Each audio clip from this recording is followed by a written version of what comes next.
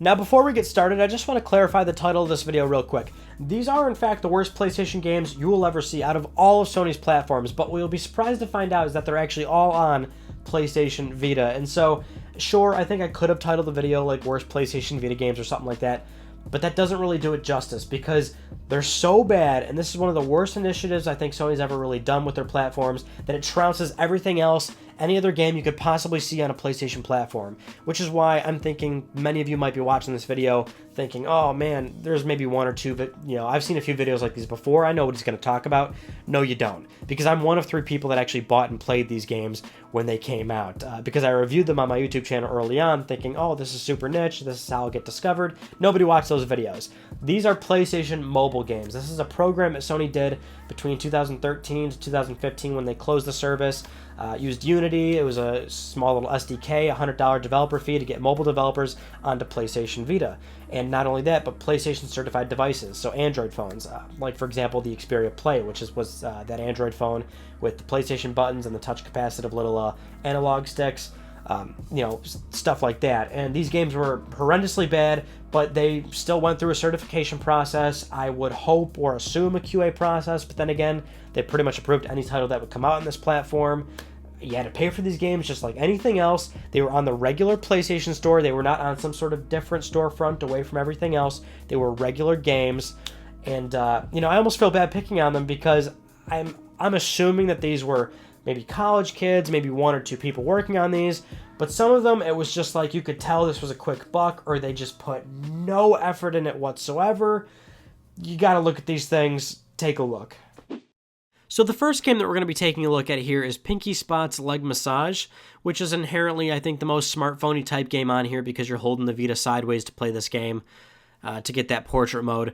But what you'll be doing here is, well, I think it's pretty straightforward. You're going to be massaging women's legs, which I'm sure excites many of you. It certainly excited me for all of 5 seconds until I realized that this was pretty shallow, pretty weird, and made me feel kind of uncomfortable after I did this longer than 5 seconds.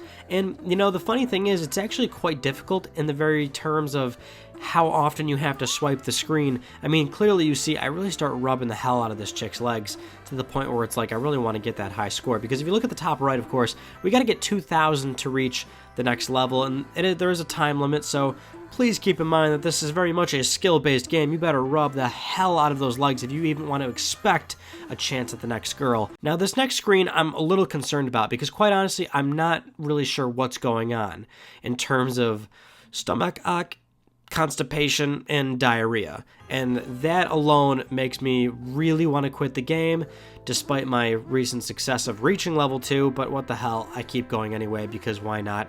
And, I really think we need to take a step back here and just listen to the music of this game.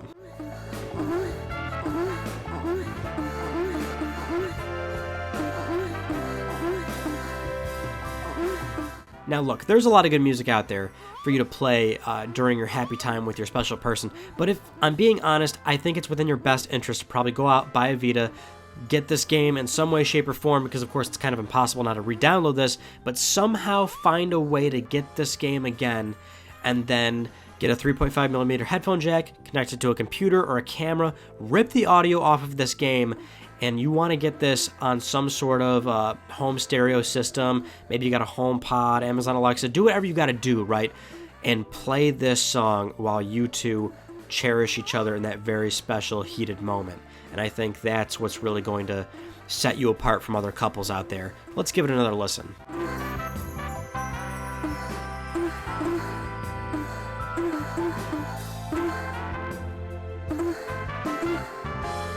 Alright, I see what you're saying. It's maybe not my best idea, but let's take a look at the next game. This one is called Po Po Po Garden, and I want to stop right on the splash screen, the screen that just shows for a quick second as the Vita's loading into the main menu. This little screen right here, and this screen will pretty much tell you all you need to know about Po Po Po Garden, is that it's a very colorful game. Might not have the most favorable color matchups, but it's a colorful game certainly, and it's the artistic approach is, how you say, very Microsoft Paint. Hell, the menu is even better. Let's let the game load now, and you can see that we've got another little Po Po Po, which you are presuming that little creature is a Po Po Po. It says please press start. Again, great color choice, I'm not going to lie. And we get into the main game to get our introduction. Here's the place where a Popopo is coming falling down. Cross key is used to move your character. Try to move it. Circle, triangle, and cross buttons are used to change your color. Circle's red, triangle's green, cross is blue. And so basically the premise of the game is you change the color of this little fairy, and that's the color that is allowed to move the Popopo on screen. So it's kind of like a very manual Tetris, more or less, using a cursor. And so here's what I'm going to tell you about this gameplay. And I wish I recorded more gameplay to truly demonstrate my point here.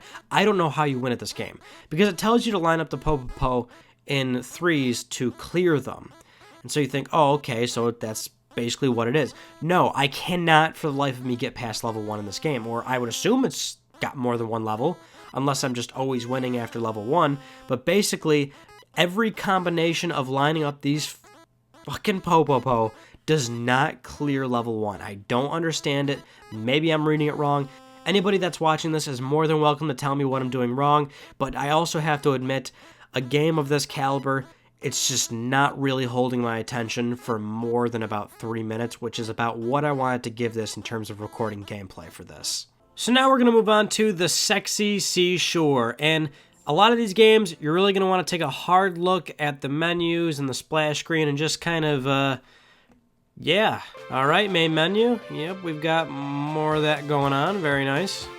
Alright, how to play. This seashore is for exclusive use of women and the relaxation space closed to men's. However, if something wrong happens, it cannot be settled only in women. Therefore, it is the very time for our flying sea cat to help them keeping their safer lives here. I like the little note on the bottom. Sea cat is the name of British missiles in common sense. If it gets directly translated in Japanese, it means a kind of seagulls. However, it is only a cat in this game. Do not ask why it can fly. So like, it's easy to pick on this one, but again, we're looking at like direct translation here for a lot of this, so that's why it consistently sounds pretty odd and off-putting. But as you can see, the main premise of this game is you're a little flying cat. You're going to be collecting a lot of fruit flying from the bottom of the screen after you shoot all these fish out of the air. And that's pretty much it. But the game actually is pretty deep. As you can see, that we've just got more and more tutorial menus. And you can collect more cats. So that's, you know, I'm on board here so far. We've got women and cats. Sign me up. I really like Chapter 1 a lot. Many women enjoy the sunshine on the beach, and there are some ladies tanned so remarkably. We want to pinpoint the place, but no one tells about it. This is strange. Let's go have a see of what is going on. And what's going on? Well, a game where you shoot down some fishies, and be a nice little flying cat. Got some good stuff going on in the background there. This is yet another game where I think, quite honestly, it holds my attention for maybe a minute and 30 seconds, which is really saying a lot about the sexy seashore. Alright, but enough of all these weird, crazy games. I just want something simple. How about Snake? Snake's pretty easy, right? You'd think that Character Creations can handle this.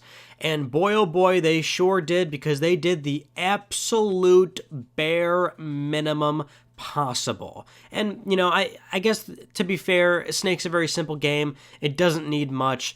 But presentation-wise, I mean, there's really not much going on here, but I guess that's fine. It's Snake, and there's nothing really that wrong with it.